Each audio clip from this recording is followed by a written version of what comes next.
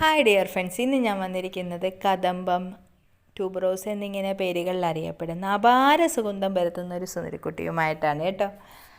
ഇതിൻ്റെ double പെറ്റലിൻ്റെയും single പെറ്റലിൻ്റെയും collection എൻ്റെ കയ്യിലുണ്ട്. പക്ഷേ എനിക്ക് എപ്പോഴും തോന്നിയിട്ടുള്ളത് സിംഗിൾ പെറ്റലിൻ്റെ പൂക്കൾക്കാണ് ഇതിൻ്റെ സ്മെല്ല് കൂടുതൽ. അപാരമായൊരു സുഗന്ധം തന്നെയാണ്. വൈകുന്നേരങ്ങളിലൊക്കെ നമ്മുടെ വീട്ടിൽ കൂടുതലും പൂക്കളുണ്ടാകുന്നത്, വൈറ്റ് കളറിലെ പൂക്കളൊക്കെ എല്ലാം ഉണ്ടാകുന്നത് വൈകുന്നേരങ്ങളിലാണല്ലോ. അപ്പം സന്ധ്യ നേരത്ത് നമ്മുടെ വീടിൻ്റെ മുറ്റത്തേക്കൊക്കെ ഇറങ്ങുമ്പം കാറ്റുകൂടെയൊക്കെ അടിക്കുന്ന സമയങ്ങളിൽ നല്ലൊരു സ്മെല്ല് നമുക്ക് ഫീൽ ചെയ്യും. സിംഗിൾ പെറ്റൽ പൂ വിരിഞ്ഞു എന്ന് നമുക്ക് മനസ്സിലാക്കി തരും, അത്രയ്ക്ക് സ്മെല്ലാണ്.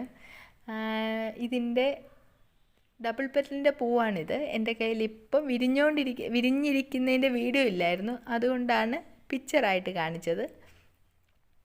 നമ്മുടെ ഇവിടെ ഇത് വാണിജ്യാടിസ്ഥാനത്തിൽ കൃഷി ചെയ്യുന്നില്ല, പക്ഷേ കേരളത്തിന് വെളിയിൽ ഇത് വാണിജ്യാടിസ്ഥാനത്തിൽ കൃഷി ചെയ്യുന്നൊരു പ്ലാന്റ് കൂടിയാണ്.